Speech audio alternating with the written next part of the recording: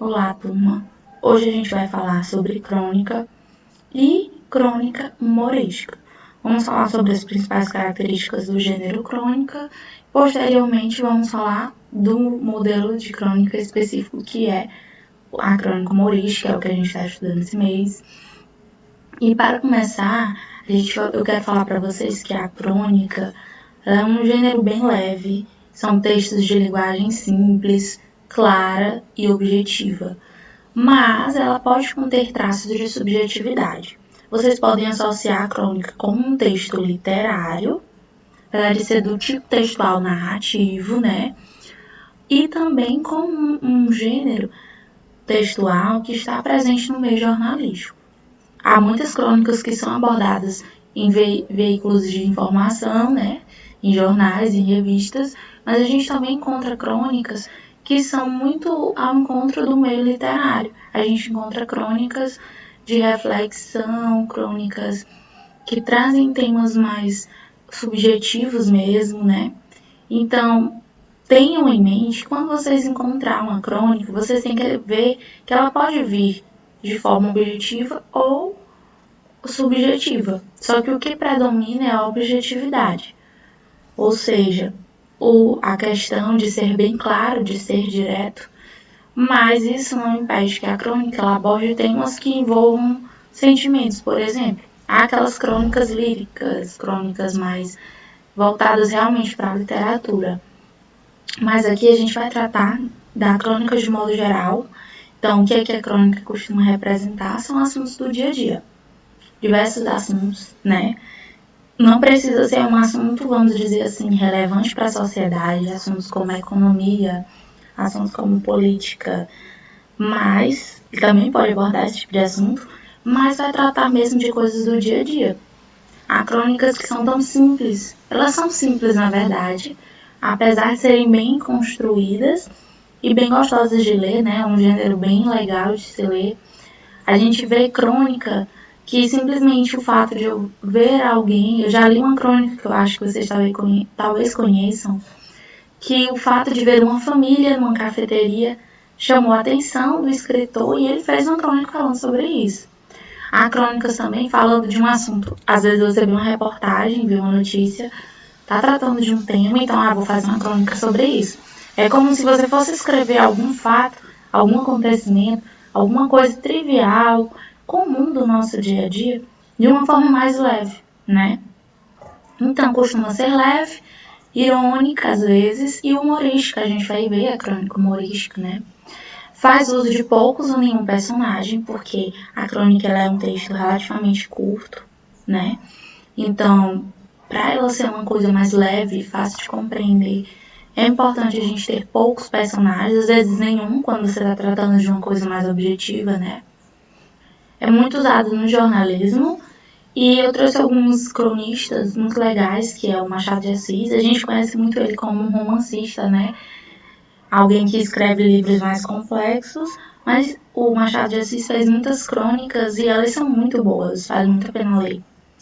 Luiz Fernando Veríssimo também. E o principal que vocês devem se deparar o tempo todo com crônicas dele é o Rubem Braga, porque ele escreve crônicas para todas as idades. Então, basicamente, essas são as características principais da crônica. Já a crônica humorística, ela possui essas mesmas características que eu falei anteriormente, porém, ela tem um objetivo específico. Ela vai tratar fatos do cotidiano, mas utilizando o sarcasmo e a ironia, para entreter o público, né? Não precisa ser um humor pesado, mas às vezes eu posso utilizar a ironia de uma forma mais leve e cômica, né? Sem ferir muito o que o leitor vai ouvir, sem atingir determinadas pessoas, porque a gente sabe que tem aquele humor negro, né? Mas a crônica humorística, o objetivo principal dela é isso, vai tratar fatos do cotidiano, só que de uma forma mais leve, né? Irônica, vai utilizar o sarcasmo, mas vai querer entreter o público. Então, ela trata geralmente de temas políticos, econômicos e culturais. Para eu poder fazer esse tipo de sarcasmo, eu vou procurar alguma coisa assim bem específica, e esses são temas que a crônica humorística faz muito uso, né? Mas vocês não vão encontrar só isso. Esses culturais são bastante abrangentes. Eu posso pegar uma coisa, um costume daqui do Piauí, por exemplo, que só nós piauienses temos, e criar uma crônica a partir disso, utilizando o humor, talvez com termos que a gente fala, com lugares que a gente costuma ir, com qualquer coisa eu posso criar uma crônica. É como se você fosse relatar um fato e ao mesmo tempo fosse dar uma reflexão sobre isso, né? Tem marcas da oralidade, traços linguísticos de informalidade.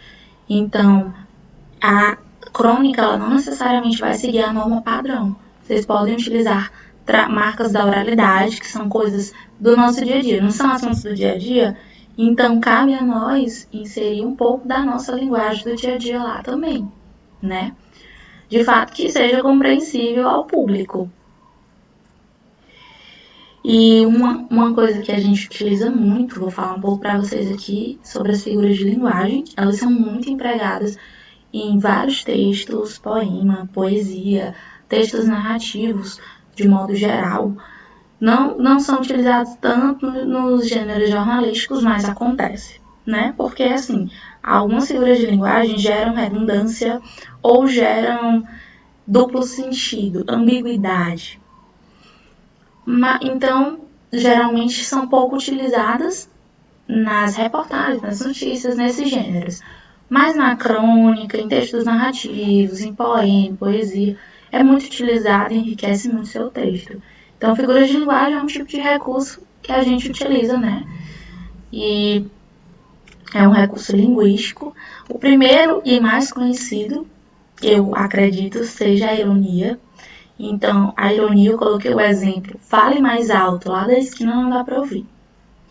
Olha só como esse tipo de figura de linguagem, ela realmente faz graça, às vezes pode ser um humor negro, né? Ela vai ser muito utilizada na crônica humorística, porque se eu tô querendo construir humor, eu vou fazer uso de ironia. Essa questão de que você vai entender, fale mais alto, lá da esquina não dá pra ouvir. Todo mundo sabe que se você falar baixo, não dá pra ouvir. E se você falar muito alto, enfim, vocês entenderam essa questão. Enfim, a ironia é usada para ridicularizar ou criticar, dizendo o contrário do que isso quer dizer. O que ele quis dizer aqui? Para ele falar baixo e não alto. O que ele quis dizer foi isso. A questão de lá da esquina dá pra ouvir, se eu estivesse falando assim, nesse tom com vocês não iriam ouvir lá da esquina. Mas se eu gritar, vocês iriam ouvir. Então, a ironia é basicamente você dizer uma coisa querendo dizer outra. E o objetivo é ridicularizar. É satirizar, criticar, né? Então, o paradoxo, eu queria até falar concomitantemente sobre o paradoxo e a antítese, que são duas figuras de linguagem muito parecidas, porque ambas falam sobre coisas contrárias, né? O paradoxo é a união de ideias contraditórias e a antítese é o emprego de palavras de sentido contrário. O que vocês vão ver aqui? Qual é a diferença disso? É que enquanto no paradoxo eu uno ideias, são ideias, na antítese são palavras de sentido contrário. Uma ideia é uma coisa e palavras são outra. Vamos ver o exemplo para entender melhor. No paradoxo, o exemplo que eu coloquei foi: já estou cheio de me sentir vazio. São ideias contraditórias. Já estou cheio. A ideia de que você está cheio. De me sentir vazio. E aqui, que você está vazio. As duas palavras que se contradizem aqui são cheio e vazio. É a ideia de estar cheio e de estar vazio ao mesmo tempo. Entendem as ideias contraditórias? E a antítese é o emprego de palavras no sentido contrário. Mas, o que eu digo aqui no exemplo? Jardins têm vida e morte. É uma coisa real. Vida e morte são antíteses. É o contrário. O sentido é o contrário. Vida é uma coisa, morte é outra. E elas é como se uma fosse antônimo da outra, né? Mas qual é o bizu para relembrar? Esses paradoxos São coisas impossíveis de acontecer. Você não pode ficar cheio de se sentir vazio, entendeu? São coisas improváveis. Mas a gente cria essa figura de linguagem e as pessoas conseguem compreender. Mas a antítese é uma coisa provável. Os jardins, eles têm vida? Tem. E eles têm morte também. Mas eu já não posso dizer que estou cheio de me sentir vazio. Porque essas palavras, eu estou utilizando elas em um contexto diferente aqui. Cheio, a gente pensa numa coisa cheia, lotada, né? Com muita gente, ou um copo cheio. Se eu penso em vazio, é o que não tem nada.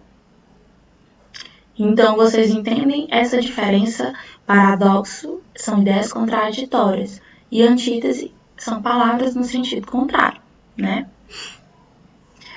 A hipérbole é outra figura de linguagem muito boa, muito fácil de compreender, que ela consiste basicamente no exagero. É quando eu digo tem 1000 coisas para fazer hoje. Será que você literalmente tem 1000 coisas para fazer hoje? Não. Outras eu vou morrer de comer. Eu tô morta de fome. Isso é verdade? É lógico que não.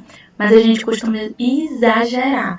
Isso é uma expressão hiperbólica. Vamos dizer que é a figura de linguagem hipérbole. Hipérbole, exagero. E para finalizar, tem mais 2 figuras de linguagem que existem várias figuras de linguagem. Figuras de som, figuras de... Essas figuras aqui, figuras de linguagem das mais diversas formas, né? Figuras de sintaxe, enfim. Mas essas são as que vocês vão empregar bastante no texto de vocês. Se vocês estivessem estudando poema ou poesia, vocês iriam analisar as figuras que mexem mais com os fonemas. Aqui nós estamos vendo com o contexto, com as expressões que vocês vão utilizar no texto narrativo. Então, elas são essenciais.